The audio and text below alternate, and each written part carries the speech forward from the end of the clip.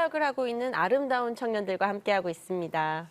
이 버스킹이라는 단어를 네. 지금 굉장히 익숙하잖아요, 우리가. 네. 그렇죠? 그런데 이 말을 처음 만든 사람이 우리 한별자매라고 해요. 오, 정말요? 야, 이게 저작권이 있는 거 아니에요, 이거? 네. 아, 어떻게 만들게 됐어요? 네. 어떻게 그 말을 만들었어요? 버스킹이라는 신기하다. 네. 단어는 아니고 버스킹 예배라는 지금은 이제 흔히 쓰이고 있는 단어인데요. 그 버스킹과 예배를 이제 합쳐서 주님 마음 주셔서 만들게 됐는데 어떻게 만들게 된 거냐면 이게 사역이 되지 않길 바라는 마음에 이게 유명해질지도 몰랐고 많은 분들이 알게 될지도 몰랐지만 그냥 처음 우리를 부르신 그 자리 예배하는 것 예배자 그냥 이거 하나였어요. 더 나가는 것도 아니고 그냥 사역하는 것도 아니고 내가 무엇을 하는 게 아니고 그냥 오늘도 난 예배자이기 때문에 주님을 예배하는 것. 그래서 찬양 버스킹이라는 말이 많았는데 나름대로 이제 철학을 담고 만든 단어이긴 해요. 버스킹 예배라서 사역이라기보다 그냥 예배하고 싶어서 그렇게 예배대로 남고 싶어서 버스킹 예배라는 단어로 불려지고 있습니다. 그러니까 그렇게 이제 하나님과 소통을 하신 거구나. 네. 하루에 자기 일과를 직업도 있으시고 네. 일을 하고 마치고 남은 시간에 이제 예배를 드리고 이런 개념으로 소통을 하신 거겠네요, 그렇죠. 그렇죠? 모든 시간에 예배 드리는. 네. 너무 아름답습니다. 네. 김주영 형제는 같이 버스킹 예배를 드리고 있잖아요. 어떻게 함께하게 되셨어요? 제가 고등부 올라갔을 때 이제 강하멜 선생님을 처음 알게 되었고 또 고2 때 여름 방학 때 이제 선생님이 버스킹을 하신다고 들어서 이제 처음으로 갔는데 하시다가 이제 중간에 같이 사역하시는 분이 사정이 있어서 못 하시게 되고 혼자 하실 때가 있었는데 제가 그거를 보고 도와드려야겠다라는 마음이 들어서 도와드리게 되었습니다. 네, 사역을 하면서 이제 느끼는 그런 하나님의 마음들이 있을 것 같아요. 어떤 마음으로 사역을 하시는지 좀 나눠주세요.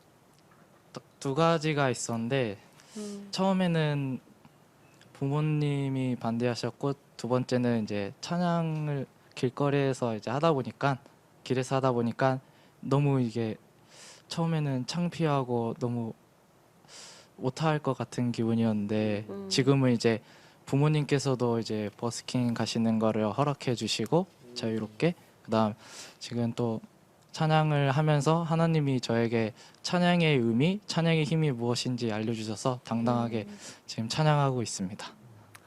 네. 이예슬 자매는 어떻게 청년 사역을 함께하게 됐어요? 제가 일단 청년의 단체를 처음 만나게 된 계기는 제가 청년회를 만나기 전에 약간 일과 신앙에 대한 확신이 많이 없었어요. 그래서 일도 내려놓고 모든 걸 다 내려놓고 주님을 약간 붙잡는 시간이었거든요. 근데 그 상황 속에서 되게 저한테 그런 질문들이 오더라고요. 내 마음 가운데 주님이 있었나? 내가 내 욕심으로 이 일을 한 것은 아닌가? 이런 생각을 자꾸 하게 되면서 이제 하나님께 영광 드릴 수 있는 일을 하고 싶다. 이런 마음을 가지게 되었어요. 근데 또 그때 우연히 아는 목사님이 이런 송재철 전도사님을 소개를 시켜주시면서 이제 한번 만나보지 않겠냐, 좋은 사역이다라고 해서 바로 송재철 전도사님을 만났는데 리바이블 팀 이렇게 사역 프로젝트를 듣게 되면서 바로 이거다 해가지고 그날 저녁에 비행기표 끊고 바로 동참하게 됐어요. 제 삶은 가기 전에 좀 광야 같은 시간이었어요. 근데 그곳에서 그러니까 가기 전에 광야에 대한 의미는 저에게 되게 벗어나고 싶은 곳, 지옥과도 같은 곳, 그러니까 빨리 이곳에서 나가게 해주세요, 주님. 약간 이런 의미였거든요. 근데 제가 그 이스라엘에 도착을 하고 광야를 바라보며 그 의미에 대해서 들으니까 이곳은 하나님을 경험하는 곳이구나. 하나님의 능력을 경험하는 곳이구나. 그리고 하나님과 동행하고 내가 가꾸어지는 곳이구나.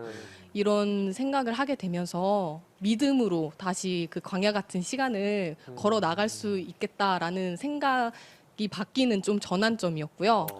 그리고 두 번째는 예수님이 십자가를 지고 올라가신 고난의 길, 그 비아돌로로사 그 길을 제가 직접 십자가를 지고 올라갔었어요.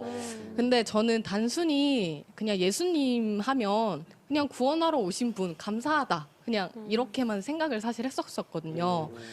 근데 내가 십자가를 지고 그 길을 올라가면서 예수님이면 지금 이 상황에서 어떤 생각을 하셨을까라는 이런 생각을 하게 되더라고요. 근데 한 번도 그렇게 깊게 생각을 해본 적이 없었거든요.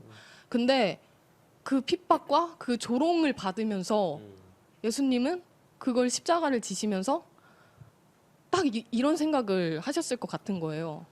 아, 나는 너를 사랑하기 때문에 왔다.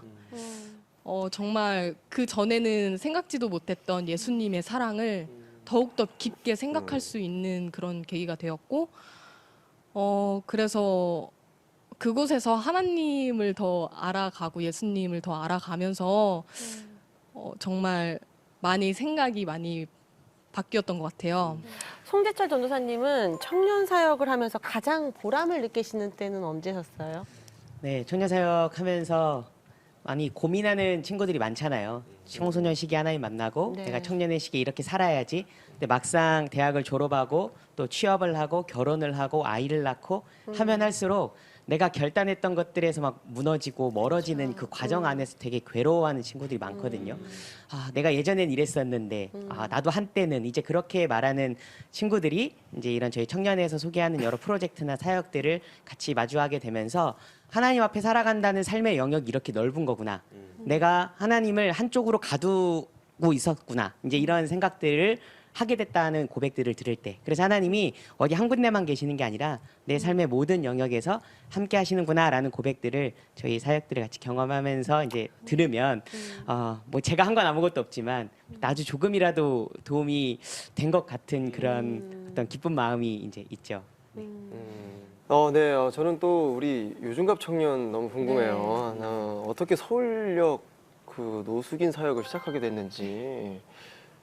그게 너무 궁금합니다, 정말. 네.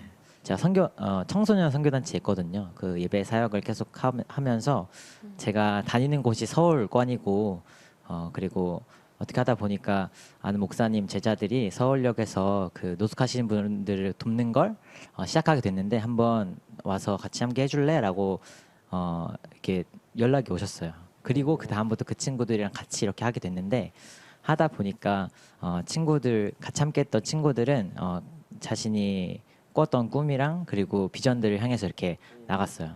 외국으로 공부하러 가기도 하고 봉사를 하러 가기도 하고 뭔가 이렇게 됐었는데 그러면서 저는 사실 한 지역이 좀 더 추가가 된 거였죠. 그 이전에는 강남이랑 영등포 그리고 시청역 그리고 뭐 종각 이런 곳을 이렇게 가서 사람들을 만났었는데 그 서울역은 그 대한민국에서 노숙하신 분들이 정말 많은 지역 중에 하나예요. 그런데 그곳에서 이렇게 만나게 되면서 아는 분들이 이렇게 생기니까 뭔가 일을 하러 내가 어떤 미션을 수행하러 가기보다는 그분들이 너무 궁금하고 그리고 그분들이 너무 보고 싶어서 이렇게 찾아가게 되는 것 같았어요. 네. 막상 눈으로 보니까 그런 마음들이 또 생겼구나. 네. 네. 아니 그러면 그분들 중에서 그 중갑 씨를 통해서 그 복음을 받아들인 분들은 없나요 혹시? 몇 년 전 얘기인데요. 그 친구들이랑 설날 때 떡국을 나눠드리려고 이렇게 한 80인분 정도 저희 친구들끼리 막 준비를 해갔어요. 네. 친구들이 막 교회에서 뜨거운 물 끓이는 그런 통도 빌려오고 막 아침에 가서 고기도 사오고 막 전도 부치고 그 계란을 이렇게 부치고 막 떡도 이렇게 삶아가서 이렇게 준비해서 갔는데 서울역에 이렇게 가면 정말 어르신들이 많이 계세요. 그리고 서울역은 싸움이 되게 많이 일어나요. 네, 정말 그렇죠. 많이 네. 일어나는데 막 뛰어갔어요. 근데 거기에 전철 그 역무원 직원은 아니고 그 옆에 있는 큰 건물을 경호하는 이렇게 한 청년이 이렇게 계세요. 20대 중후반 이렇게 되신 분이 있는데 늘 우리하고 인사를 했고 아는 분들인데 어떤 그 노숙하시는 어르신하고 이렇게 막 진짜 눈을 붉히면서 싸우고 있었어요. 그래서 제가 중간에 딱 사이에 껴가지고 그만하세요라고 했는데 말려지지가 않는 거예요. 막 진짜 제가 사이에 있는데 너는 뭐야 하면서 이렇게 막 계속 밀치려고 하고 막 이랬는데 그 서울역에 이게 도로변에 이렇게 서서 제가 이렇게 막 진정하시라고 했는데 저한테 욕을 계속 하셨어요. 막 너는 제정신이냐라는 이렇게 좋은 말을 이렇게 하지만 아무튼 네가 뭔데 나를 말리고 뭐 이러냐라는 이야기를 계속 하시면서 그분이 진짜 흥분을 하셨는데 제가 하려고 한 건 아닌데 제가 이렇게 확 안았어요. 딱 안았는데 정말 화가 많이 나셨다는 게 온몸으로 느껴졌어요. 막 흥분한 그런 가쁜 숨소리가 저에게 느껴졌었는데 한참을 계속 안고 있고 제가 아무튼 예수님 믿으세요 이런 말은 하지 않지만 제가 이것을 하는 이유와 내가 믿는 분이 계시잖아요. 그래서 안고 이렇게 기도를 속으로 계속 했었는데 천천히 그 숨이 천천히 가라앉는 거예요. 그러시면서 저한테 이야기를 하셨어요. 맨 처음에는 막 이 녀석 저 녀석 이렇게 저한테 욕을 하셨던 분이 저한테 갑자기 선생님 이렇게 말을 거는 거예요. 그래서 저 선생님 아닌데요 라고 했어요. 자기 소개를 막 하시면서 계속 선생님이라고 하시면서 저한테 내가 이렇게 바닥 같은 인생을 살면서 나한테 사람 취급해준 사람이 정말 오랜만이라고 이렇게 얘기하셨어요. 그 자리에서 저희 갑자기 기도를 해달라고 하시더라고요. 저는 한 번도 교회를 얘기한 적이 없고 예수님 얘기한 적 없는데 내가 믿는 것도 없고 내 몸 하나만 믿으면서 살아왔는데 오늘부터 한번 믿어보겠습니다 하면서 기도를 해달라고 하셨어요. 그 자리에서 기도를 했고 그 다음에 만났을 때는 또 하셨던 얘기가 정말 오랜만에 만났거든요. 근데 그때 하셨던 이야기는 자기가 매번 교회를 가는 건 아니지만 가끔씩 가면서 할 수 있는 만큼 이렇게 헌금 11조를 10만 원씩 낸다고 하더라고요. 아니 그 11조는 아니라 헌금을 이렇게 낸다고 하는데 그게 너무 뭔가 느낌이 이상한 거예요. 나도 그렇게 하는 게 정말 그렇게 생활하는 게 참 힘든데 우리 사이에 계신 예수 그리스도 하나님을 정말 만나서 함께 살아가고 계신 거 아닌가라는 생각을 그때 굉장히 많이 했습니다. 네. 이렇게 중갑 청년의 네. 사랑을 받아서 사랑을 또 베푸는 그런 사람이 된 거네요. 네, 너무 귀한 일 하셨네요. 그분은 전하지 않았지만 그 모습에서 예수님을 보셨을 것 같아요. 네. 너무 귀하네요. 네, 장광훈 목사님, 우리 청년들 얘기를 들어보니까 사실 우리는 이 시대의 청년들이 다 교회를 떠나니까 말씀에 관심이 없다고 생각을 했는데 사실은 그 말씀에 정말 갈급함이 느껴지거든요. 이거 어떻게 해야 될까요? 네. 복음의 힘이라는 게 여기 지금 다 그냥 열매시잖아요. 네. 복음으로 말미암은 열매. 그런데 정말 우리가 맛을 좀 계속 볼 필요가 있는 것 같아요. 은혜를 받았지만 이 받은 은혜를 잘 증거하기 위해서는 왜 그 맛집도 한 번 가면 잘 못 느껴요. 자꾸 가봐야 느낄 수 있듯이 예전에 어떤 보험 설계사분한테 그런 얘기를 들었어요. 누구 한 명 보험 들게 하려면 적어도 10번 이상 만나야 된다는 거예요. 되게 와닿았던 점이 있어요. 우리가 복음이라고 하는 진리를 대할 때 우리가 만났던 예수님 내 안에서 이거 정말 좋다고 전하려면 내가 잘 배울 수 있어야 돼요. 예수님에 대한 실체를 만졌다고 그래서 예수님이 나에게 주신 그 뜻에 대해서 다 알았다고 말할 수는 없죠. 그렇지만 또한 복음의 세계에 대해서 탐구하는 시간들을 계속 가질 때 그분만 잘 되는 게 아니라 왜 우리가 입으로 뱉어내는 시간들을 통해서 내가 더 힘이 자라요. 왜 누군가에게 야 힘내 라고 말하면 그 사람도 힘나지만 그 말이 이렇게 내 입 밖에서 나가는 순간에 내 안에서도 어떤 역동이 일어나거든요. 복음의 힘이라는 게 복음을 전하는 이런 삶, 복음을 말하지 않았다 할지라도 그 삶 안에 거하고 또 복음을 날마다 탐구하다 보면 내가 힘이 생겨서 내가 맷집이 더 좋아지면 처음에는 요만한 사람 영적으로 볼 때 이만한 사람 쓰러뜨렸다면 우리는 더 큰 사람들도 좀 이렇게 직면할 수 있는 힘을 갖게 되는 것 같아요. 그러니 우리가 삶에서 어떤 느껴진 어떤 사역에 대한 패러다임만 이겨보려고 마음먹는 게 아니라 내 삶의 진정한 패턴이 복음 패턴이 될 수 있으면 좋겠다. 우리의 알고리즘을 좀 바꿔놓고 우리의 삶의 모든 방향이 복음화될 수 있으면 좋겠다는 생각을 해봅니다. 네. 그러니까 특히 뭐 사역을 하는 사람들, 그러니까 사역하는 청년들 역시 네. 이제 사역이 중요하긴 하지만 그 전에 먼저 복음에 대해서 맞아요. 건강하게 맞습니다. 말씀 훈련을 받고 맞아요. 이렇게 인지를 하는 게 더 중요한 것 같은데 네, 네. 이 부분에 대해서 우리 차영호 목사님께서 좀 말씀을 좀 부탁드립니다. 네. 어쩌면서 우리가 사역하는 목적은 예수 그리스도를 전하는 것에 대해서 분명해야 되잖아요. 근데 이제 사역에 빠지다 보면 어느 순간 예수 그리스도 없이 사역을 하는 경우도 있어요.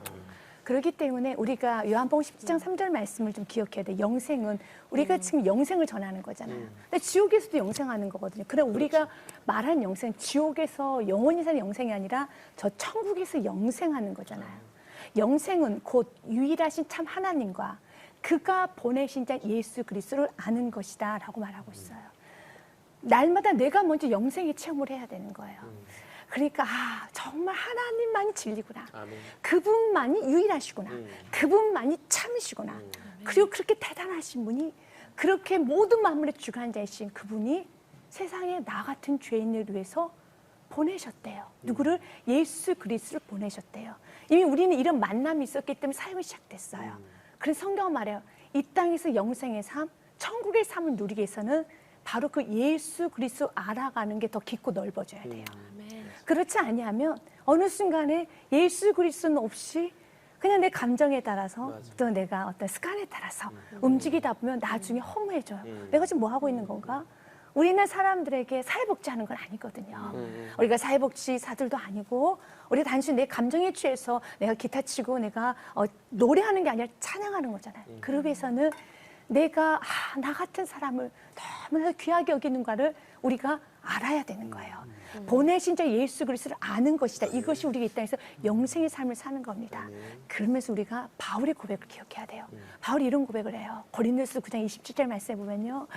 자신 다른 사람에게는 복음을 전하고 내가 버림받을까 두렵다는 말씀을 하면서 그렇기 때문에 내 몸을 쳐서 복종시킨다고 그랬어요. 바울은 믿음이 없는 게 아니에요. 바울은 구원의 확신이 있었습니다. 그런데 나는 내 몸을 쳐 복종케 함은 남은 다 전파하고 내가 버림받을까 두렵다. 왜냐하면 사역, 여러분들 같이 이렇게 특수 사역, 아니 우리 모든 그리스도인이 그래요. 날마다 공급을 받아야 돼요. 내가 어디서부터 구원받았는지, 또 내가 얼마나 하나님 사람 깊고 넓게 만났는지 날마다 여러분 공급을 받아야 돼. 그 일을 위해서 쳐서 자신을 복종시켜야 된다는 거예요. 여러분의 사역을 하는 만큼 여러분의 개인적인 영성의 시간이 있어야 돼요. 예배 생활 충실하셔야 돼요. 말씀 생활 충실하셔야 돼요. 기도 생활 충실하셔야 돼요. 그거 없이 여러분이 사역을 하다 보면 내 안에 채워진 게 없는데 무엇을 나눌 수 있겠습니까? 내가 채워져야지만 나눌 수 있거든요. 그렇기 때문에 여러분들이 다시 한번 나 이 사역을 해서 내가 얼마나 공급받고 있는가? 나의 예배 생활은 어떤가? 나의 말씀 생활은 어떤가? 내 기도 생활은 어떤가? 그리고 내가 가정 안에서의 삶은 어떤가? 부모님의 관계는 어떤가? 내가 직장생활의 관계는 어떤가? 이 부분을 날마다 좀 점검해 가면서 그 안에서 주님을 깊고 넓게 만나면 내 안에 충만해질 때 그것이 차고 넘쳐서 흘러가야 될 것 같습니다. 네. 아니 이 부분은 우리 복음의 이 중요성, 사역자에게 복음의 중요성에 대한 부분은 우리 오택주 목사님께서 말씀을 좀 보태주셔야 될 것 같아요. 네. 저는 세상에서 참 인간의 가능성과 성공을 이렇게 지향시키고 또 넌 할 수 있어, 뭐 너 꿈을 가져. 근데 모든 책들이 다 자기 개발 그런 프로그램 책들이 참 많아요. 맞아요. 근데 저는 세상에서 우리가 이제 지도로 비유한다면 지도를 볼 때 가장 중요한 것은 여기가 어디 있고 여기가 어디 뭐가 있고 이게 중요한 게 아니라 혹시 여러분들에게 여쭤보고 싶어요. 지도를 볼 때 가장 중요한 게 제일 먼저 뭘 봐야 할까요? 내가 그렇죠. 있는 것. 맞습니다. 유아희가 내 위치를 발견하는 거예요. 근데 세상은 보면은 내 위치를 발견을 시켜주지 않고 항상 넌 할 수 있어. 넌 성공할 수 있어. 자기의 가능성을 제시해요. 그걸 성경에서는 죄라고 하거든요. 성경은 바로 우리의 위치를 고발시켜주는 책이에요. 너가 바로 전적인 죄인이었다. 성경은 거기서부터 복음은 거기서부터 시작돼야 돼요. 할 수 있어가 아니라 내가 어디서부터 어디로 누구로부터 시작되었던 존재인지를 아는 것이 중요해요. 그래야 예수 그리스도를 붙잡게 되거든요. 근데 제가 우리 청년들에게 그래서 저는 항상 이 말씀 사역의 중요성을 강조합니다. 요즘 너무 말씀이 없으니까 어떤 기도만 하는 건 또 신비주의에 빠져요. 그리고 너무 찬양만 하는 건 또 감성주의에 빠져요. 우리가 찬양을 해도 말씀으로 채워질 때 그 온전한 찬양을 드릴 수 있어요. 아멘. 그래서 먼저 받는 거, 채우는 거 말씀이 중요하다라는 거죠. 근데 요즘 청년들은 보면 말씀 시간에는 막 다 뒤로 이렇게 잡으세요. 참 안타까워요. 근데 예배 최고의 카타르시스는 말씀을 먹는 시간이에요. 그걸 먹게 되면 온전한 찬양을 드리게 되고 그 말씀을 가지고 기도하게 돼요. 그래서 뭐든지 말씀이 빠져서는 안 돼요. 구원은 나로부터 시작되는 게 아니라 전적인 하나님의 나를 향한 집념이구나. 그분이 나를 붙들고 계시는구나. 근데 이걸 알면 우리가 신앙생활 하다가 절망할 일이 없어요. 근데 이 은혜를 모르니까 뭔가 내가 열심을 내야지, 봉사를 해야지, 그러다가 거기에 못 미치는 결과를 맛보게 되면 내가 좌절하게 되거든요. 신앙생활은 결과를 내라고 하는 게 아니에요. 요한복음 15장에 보면 예수님께서 열매를 맺는 방법을 알려주셨어요. 근데 그 열매를 어떻게 맺을 수 있냐? 네가 내 안에 있으면, 내 안에 붙어 있으면. 우리는 그분 안에만 있으면 저절로 열매는 맺게 돼요. 그러니까 열매를 맺고 뭔가 성과를 만들어내려고 하지 마시고 그분 안에서 누리는 법을 배우세요. 아멘. 그러면 저절로 우리는 그분이 원하시는 열매를 맺게 돼요. 그리고 또 한 가지, 우리가 전도를 한다고 하는데 다 전도자의 사명이지만 전도는 우리가 하는 게 아니에요. 우리는 인도를 해요. 전도는 누가 하시냐? 성령님이 하세요. 우리는 그분의 은혜를 자랑하고 그냥 삶 속에서 섬기는 거예요. 그러나 그 마음을 성령님께서 감동 감화시키시고 두드리시고 찾아가셔서 하나님을 영접하게 하는 것은 성령님이세요. 그러니까 여러분들 너무 여러분들의 어떤 결과의 뜻대로 안 드러난다고 사역하면서 좌절하지 마세요. 나는 심었고 아볼로는 물을 주었을 때 자라게 하시는 이유는 하나님이시거든요. 그러니까 여러분들은 그냥 여러분들의 그 역할에서 하나님께서 예수 그리스도를 드러내고 섬기고 사랑하라고 맡긴 거예요. 그것만 열심히 하시고 그분 은혜 안에서만 하시면 돼요. 그러면 그 이후의 일은 하나님이 하십니다. 아멘. 항상 말씀을 먼저 배우시고 그 말씀 안에서 저절로 살아가면 열매를 맺게 된다는 것을 믿으셨으면 좋겠어요. 네, 정말 명쾌하네요. 그렇죠? 네, 모든 사역자에게. 네, 네. 말씀 안에 거하고 네. 은혜 안에 바로 서야 사역도 바로 섭니다. 그렇죠? 아멘. 사역자뿐만 아니라 우리도 동일한 것 그럼요, 같아요. 맞아요. 네. 네. 네. 혹시 청년들이 사역하면서 또 고민거리들이 많이 있을 것 같아요. 좀 나눠주실 분 있을까요? 확실히 이제 이거를 올해 2월부터 이제 시작을 하게 됐는데 또 이제 이 일이 또 어쩌면 프리랜서로 좀 자연스럽게 전환이 되더라고요. 근데 이제 어쩌면 그 전부터 계속 고정적인 스케줄에서 일을 했었는데 갑자기 이제 유동적이고 불규칙적이 돼 버리니까 이 뜬 시간 안에 제가 뭘 해야 될지 갑자기 좀 멍해지더라고요. 네. 그래서 저 말씀 기도도 계속 해보고 뭐 춤 연습에 뭐 강의 준비도 하고 다 해봐도 시간이 또 너무 남는 거예요. 그래서 왜 이렇게 불러주는 데는 없고 이렇게 시간은 남아돌고 이 시간 대체 어떻게 더 활용해서 준비해서 더 갖춰줘야 됐을까 이거에 대해서 좀 궁금함이 있었어요. 네. 네, 시간을 잘 활용하는 지혜는 우리 한동원 대표님께서 도와주시면 좋을 것 같아요. 네. 그 우선은 정말로 이제 끄다 보니까 청년 때는 시간이 많잖아요. 근데 이제 나이 먹어가면은 돈이 많아지고 시간이 줄어드는 게 생기더라고요. 맞아. 그래서 이제 시간과 돈을 되게 중요한 자산으로 여기는 거고 이게 서로가 트레이드 오프가 되는 거예요. 돈이 많은 사람들은 시간이 많은 사람들을 사는 거고 시간이 많은 사람은 반대로 이제 돈을 받는 거고 이런 식의 트레이드 오프가 되는데 근데 사실은 이제 그렇기 때문에 이 시간과 돈은 중요한 자산, 소중한 것이라는 인식 자체가 되게 중요한 것 같더라고요. 그래서 잘 쓴다고 잘 관리한다는 것은 이게 소중하다라는 인식만 해놓고 봐도 이걸 굉장히 잘 쓰게 돼요. 근데 청년의 시기에는 이 시간이 중요하고 소중하다는 인식 자체가 잘 없기 때문에 잘 허비하게 되거나 흘러가는 경우들이 되게 많은 것 같거든요. 그래서 소중하다는 인식 하나가 되게 중요한 것 같고 이 두 번째는 사실은 저는 약간 반대의 경우로 시간이 너무 없는 거예요. 너무 없어가지고 이런 거를 또 어떻게 해야 되나 이런 고민들을 되게 많이 하는데 정말로 그런 오병이어의 기적처럼 없던 게 만들어지는 경우들이 되게 많이 생기는 것 같아요. 근데 이런 거는 제게 소중한 게 있으면 이 소중한 것을 위해서 시간을 바치고 돈을 바치고 이런 게 생기는 거예요. 어릴 때 뭐 좋아하던 게임이나 이런 거에서 없던 시간 쪽에서 했던 것처럼 그때는 시간이 막 뭐 공부할 시간도 없는데 막 했었잖아요. 근데 그런 것처럼 어른이 돼도 소중한 게 생기면 그거를 위해서 시간이 많이 생기게 되고 이제 만들게 되고 하게 되더라고요.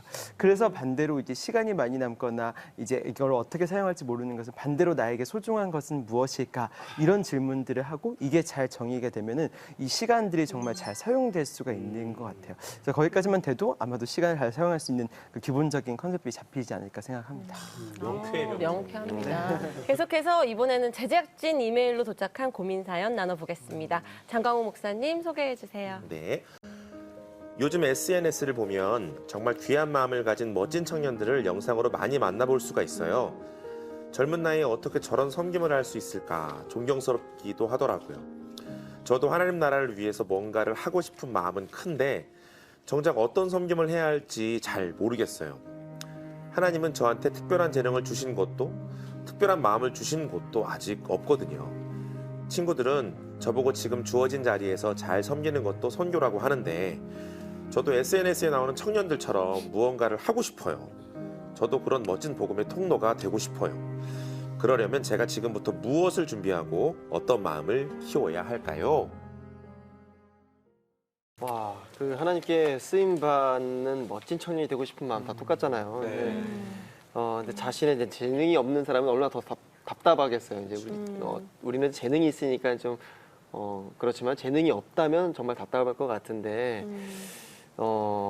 재능이 없지는 않은 것 같아 사실은. 재능이 있는데 자기가 이제 모르는 걸 수도 있고 아직은 이 청년한테 우리 청년들이 이제 직접 해주고 싶은 얘기를 해주면 좋을 것 같아요 저는.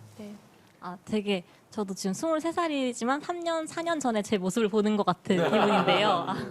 저도 이제 원래 지금 되게 밝아 보이는데 사실 가정적으로 좀 많이 이렇게 언어 폭력이나 이런 부분이 좀 있었고 좀 우울증, 조울증 되게 중고등학교 시절 되게 힘들게 보냈었어요. 그러니까 자살 생각도 많이 했었고 매일매일 사는 게 너무 힘들어서 정말 죽을 똥 살 똥 하다가 주님 만나서 정말 많이 내가 나를 사랑하게 되고 주님 만나서 진짜 사랑하게 되면서 진짜 매일매일 내 삶을 함께 드리고 싶고 뭔가 쓰임 받고 싶다는 열정이 너무 막 넘쳐가지고 막 목사님한테 페이스 메시지로 전 뭘 할 수 있을까요? 막 문자 보내고 그랬던 기억이 나거든요. 근데 사실 돌아보면은 이제 진짜 죽었다가 살아나니까 하루하루가 너무 소중하고 감사한 거예요. 그래서 그 하루하루를 함께 드려야겠다라는 생각을 했고 내가 오늘 만나는 모든 사람들의 관계도 우연이 아니고 주님이 주신 거고 내가 하게 되는 아주 작은 일들도 주님이 주신 거구나라는 생각을 하면서 진짜 최선을 다했던 것 같아요. 모든 오늘에 충실하면서.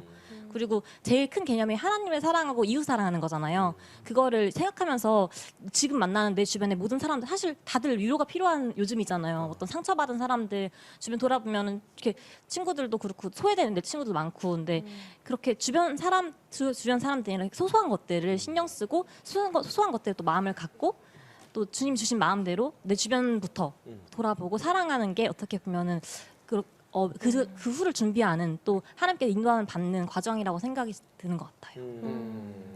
작은 응원부터 좀 시작할 수 있으면 좋지 않을까라는 생각을 좀 하게 됐는데 제가 이 이스라엘 요고 편집을 리바이벌 편집을 하면서 사실 추석에도 고향 못 내려가고 편집실에서 편집을 했거든요. 편집을 이렇게 하면서 그 전사님과 같이 했어요. 네. 남자들이야. 네, 나름 행복했습니다. 편집하면서 사실 이틀 동안 이렇게 하면서 너무 힘들었거든요. 계속 같은 그림 계속 보고 같은 얘기 계속 듣고 그러면서 너무 힘들었는데 명절에 이 예슬자매가 명절에 이제 저희 형제 둘이 쪽방에서 이렇게 편집한다고 힘내시라고 전이랑 송편을 들고 이렇게 찾아왔어요 편집실을. 근데 그게 사실은 별거 아닐 수도 있겠지만 편집하는 입장 저희 청년 2명에게는 진짜 큰 힘이었거든요. 이게 작은 응원은 정말 큰 힘이었고 그래서 별건 아니겠지만 작은 응원. 요새는 뭐 SNS를 통해서 이제 많은 영상들 접한다고 하시니까 요새는 키보드 워리어라고 욕 많이 하잖아요. 하지만 그렇지 않고라도 힘내십시오. 뭐 너무 좋아요. 이런 거라도 작은 응원부터 시작한다면 좋은 계기가 되지 않을까 생각합니다. 저도 사실은 영상을 지금은 하고 있지만 저도 태어나자마자 영상을 빡 하면서 태어났던 건 아니잖아요. 근데 저도 어머니를 응원하면서 영상을 사실 하기 시작했거든요. 그래서 뭐 이 얘기를 다 할 수는 없겠지만 작은 응원부터 시작한다면 지금은 비록 아무것도 못하는 모습일지라도 함께 해내가는 이 모습들이 하나님이 원하시는 공동체의 모습인 것 같고 이 한 걸음 한 걸음이 복음의 발걸음이지 않을까라는 생각들을 좀 하게 됐어요. 네. 또 얘기하고 싶은 청년 있나요? 제가 네. 좀 얘기해 드리고 네, 싶은 네. 게 있는데요. 저희 멘토가 이런 말씀을 자주 하셨어요. 1루 밟지 않고 2루를 밟아서 홈으로 들어온다 해도 그거는 무효다. 다 꽝이다. 다시 1루로 가라고. 저희 멘토가 이제 엄마인데 엄마가요? 네. 제 영적 멘토가 저희 엄마신데 엄마가 저는 밖에서 늘 칭찬받고 이제 밖에서 이제 리더 격이 됐으니까 남을 세워주고 이제 제자를 키워내는 이제 그런 자리에 있다 보니까 이제 칭찬도 많이 듣고 잘한다 잘하는 소리 많이 듣는 거예요. 근데 정작 집에서 질서를 좀 어긋나는 일 했을 때 엄마가 바로 이렇게 말씀하시기도 하시거든요. 선줄로 생각하거든 넘어질까 조심하라. 늘 이제 그렇게 말씀해 주시는 분이세요. 그러면서 저희 엄마가 이제 젊었을 때 얘기를 해주셨는데 하나님께서 강건적으로 만나 주시고 난 후에 선교사가 너무 되고 싶으셨대요. 근데 사도 바울처럼 너무 살고 싶은 거예요. 그런데 자식은 3남매가 있는 거죠. 3남매인데 3남매가 있고 남편이 있고 너무 땅끝으로 가서 선교하고 싶은데 자식이 있는 거예요. 근데 말씀 사도행전 1장 8절 이 말씀 있잖아요. 땅끝까지 이르러 내 증인이 되리라. 근데 그 말씀을 이렇게 말씀해 주셨대요. 하나님께서 땅끝은 결국 돌고 돌아서 내 옆이었다고. 그러면서 땅끝은 저 땅이 땅끝이 아니라 내가 사는 이곳이 땅끝이라고. 그러면서 저에게 삶을 중요시하게 생각하라고 말씀하셨거든요. 저기 멀리 있는 사명이 아니라 내가 서 있는 그 자리가 사명이라고. 그래서 오히려 저에겐 사역이 버스킹 예배가 아니라 오히려 저에겐 사역이 직장인이거든요. 그리고 딸의 역할, 그리고 교사의 역할. 이런 것들이 저에게 이제 그렇게 자리 잡고 있어서 아까 사연 주신 분에게 조금 저 얘기를 담아서 보태드리고 싶으면 이제 보태드려서 이제 말하자면 무엇을 하는 것 그 전에 맡겨진 임무, 부르신 자리, 세우신 그 자리가 먼저 하나님께 올려드려야 될 주권이라는 것을 같이 함께 그렇게 알아가면서 살았으면 좋겠습니다. 어머니가 그 아멘. 땅끝과도 같은 삼남매를 네, 키워낸 것처럼. 그래서 저희 그렇죠. 땅끝처럼 네. 땅끝에 계시죠. 네, 이번에는 우리 멘토님들께 여쭤볼게요. 이 청년에게 해주시고 싶은 말씀이 있으실 것 같은데 차영아 목사님. 먼저는 하나님을 사랑하는 그 마음은 너무 복된 것인데 우리 안에 불순물이 있다는 것에 대해서 좀 아셔야 돼요. 그러니까 하나님의 영광, 내가 하나님을 위해서 뭔가 좀 하고 싶은 일들인데 어느 순간에 그것이 마치 세상에서 자기 자랑, 어떤 야망이 내 안에 섞여서 들어올 수도 있어요.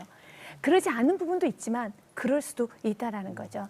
그래서 하나님, 내가 하나님을 위해서 어떤 사람은 저렇게 앞에서 찬양하고 스포트라이트 받고 또 어떤 사람은 또 프리칭을 하고 또 어떤 사람은 아주 멋지게 하는 그런 모습을 보면서 자기는 아무것도 안 한다고 생각하거든요. 그런데 어떤 분은 그렇게 드러내서 앞서서 하시는 분도 있어요. 그런 분이 사역을 하기까지 많은 스텝들이 필요해요. 또 많은 것들이 필요해요. 어거스틴이 했던 말이 참 중요해요. 저는 개인적으로 이 말을 굉장히 좋아하거든요. 먼저 하나님을 사랑하라. 그리고 마음껏 일해라. 그러니까 내 안에 하나님을 사랑하는 마음이 많아져야 돼요. 그러는 순간에 어느 순간에 자신의 불순물을 보게 돼요. 그러면서 내가 하나님을 사랑한다면서 결국은 자기 자랑하고 싶었고 내가 높아지고 싶었고 내가 좀 인정받고 싶었던 것이 참 많았구나. 그런데 하나님을 자꾸 사랑하다 보면은요, 우리 예수님처럼 예수님이 이 땅에서 하셨던 사역은 12명의 제자들만 키웠어요. 그런데 또 그 한 명의 제자 가룟 유다는 배신을 한 거예요. 그리고 나머지 11명도 다 떠났어요. 우리가 육신의 눈으로 보면 예수님의 교육은 실패라고 할 수 있죠. 그러나 예수님은 그 사역을 하고 가셨어요. 그러나 실패가 아니셨죠. 온 인류의 구원을 이루셨고요. 그리고 11명의 제자들을 통해서 여러분 온 세계가 다 복음화가 되는데 초석의 역할을 감당했다는 거죠. 그래서 예수님이 하신 기도가 뭐예요? 이렇게 하잖아요.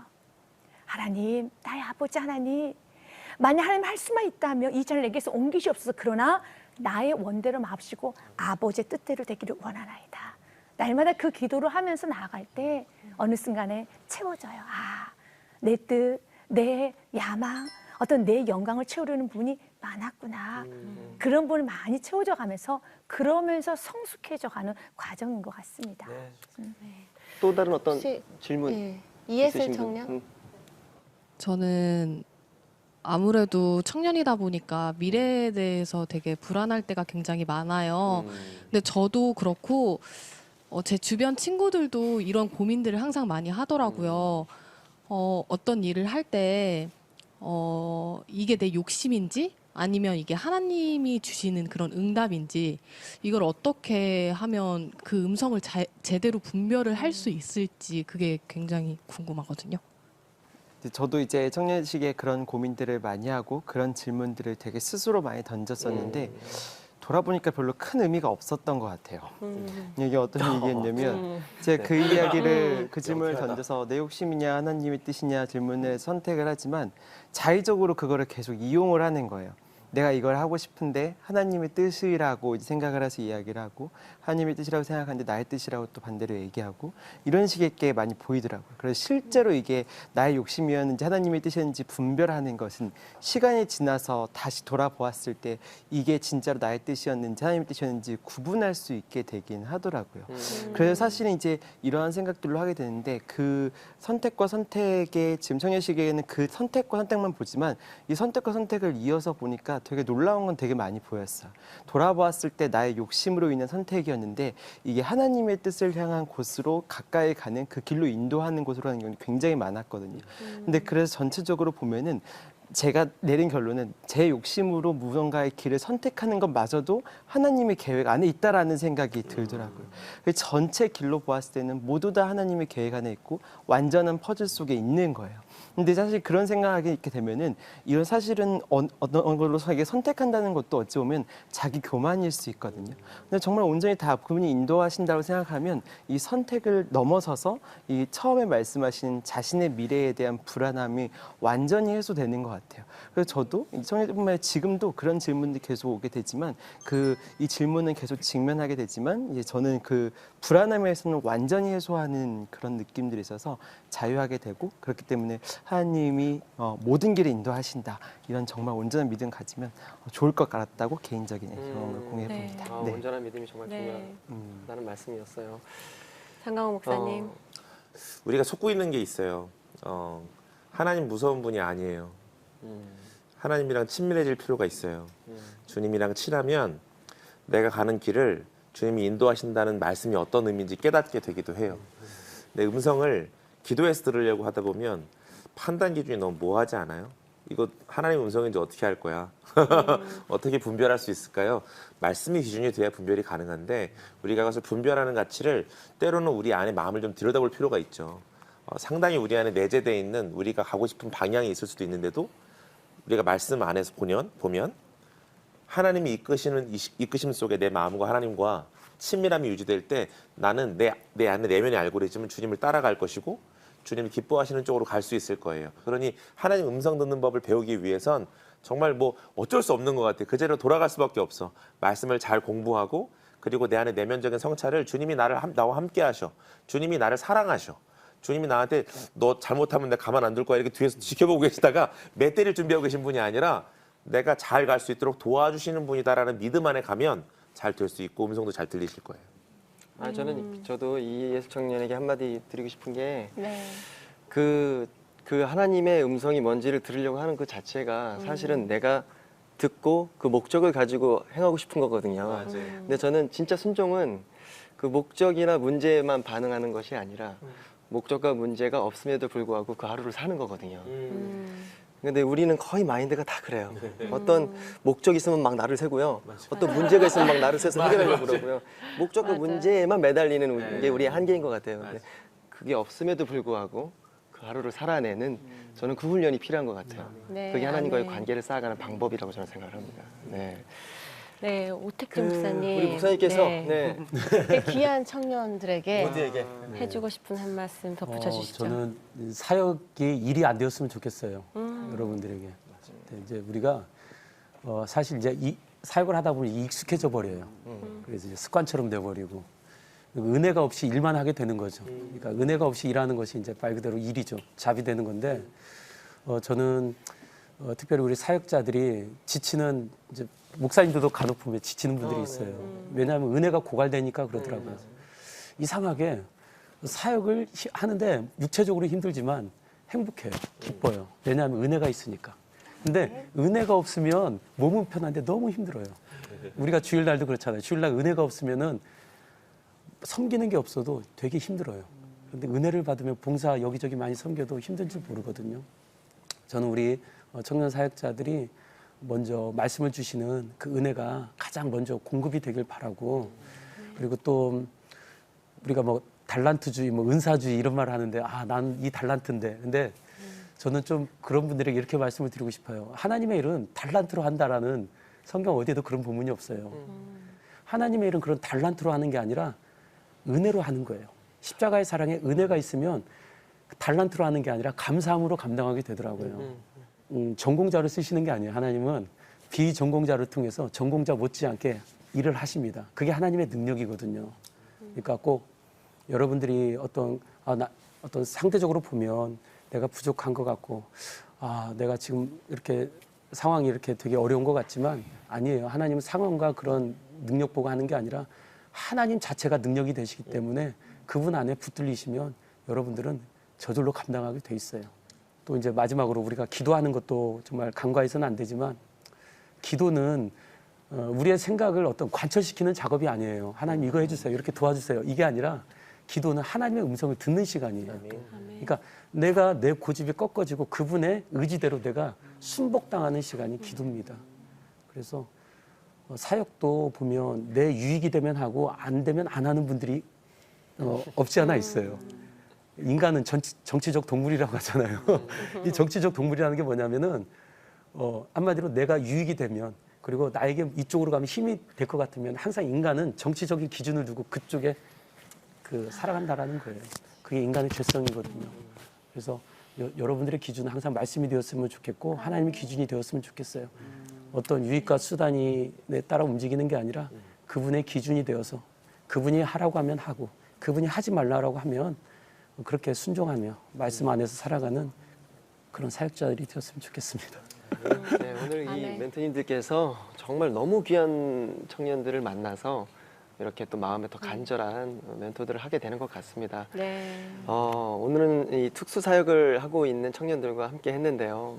오늘 방송하면서 어땠는지 이 청년 사역자로서 앞으로의 그 다짐이다, 또 느낀 점 짧게 한마디씩.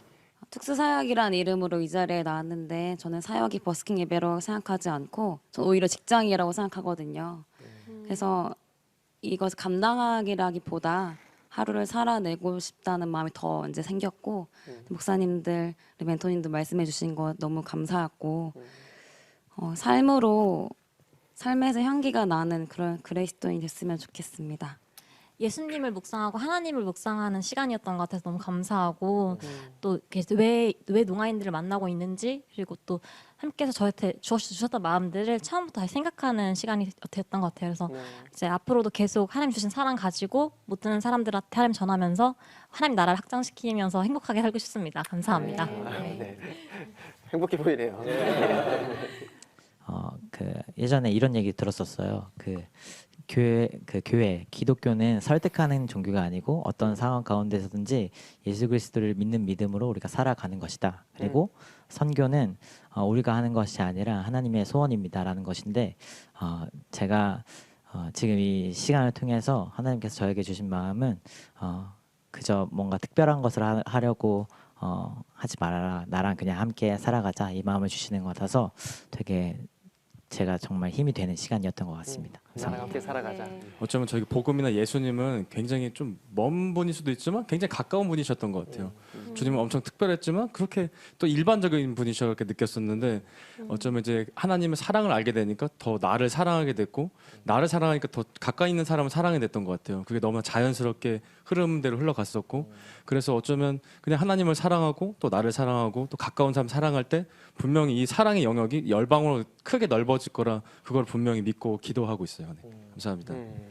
네, 저희 어릴 때 그런 얘기 많이 듣잖아요. 큰 사람 되라, 큰 일을 행해라, 막 이런 이야기를 많이 듣는데 하나님께서는 작은 일에 충성하는 사람을 찾으시잖아요. 근데 오늘 그 작은 일을 감당하시는 분들을 만날 수 있어서 너무 감사한 시간이었던 것 같고요. 그렇게 하나님 나라를 발견하는 시간이 된 것 같습니다. 네, 감사합니다. 네. 샤론 씨, 인생을 언제나 봄처럼 그렇게 따뜻하게 사는 방법이 뭔지 아세요? 네, 오늘 청년들의 그 이야기 속에 답이 있는 것 같아요. 우리가 서로 사랑하면 여름에도 가을에도 겨울에도 언제나 봄처럼 살 수 있지 않을까요? 그렇죠? 네. 누구나 인생의 사계절을 겪지만 더 많이 사랑해서 늘 봄처럼 사는 다음 세대 청년들이 됐으면 좋겠습니다. 네. 너무 아쉽게도 오늘이 시즌2 마지막 방송이었습니다.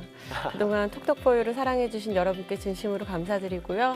저희는 곧 시즌3로 다시 찾아뵐게요. 이 땅의 모든 청년들에게 전하는 희망 메시지. 다음 세대 멘토링 토크쇼 톡톡포유2. 다 함께 시즌3에서 만나요.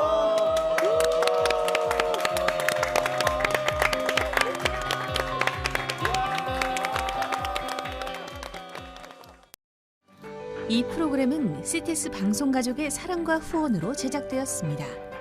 후원 전화 02-6333-1003번, ARS 060-800-1111번으로 전화 주세요.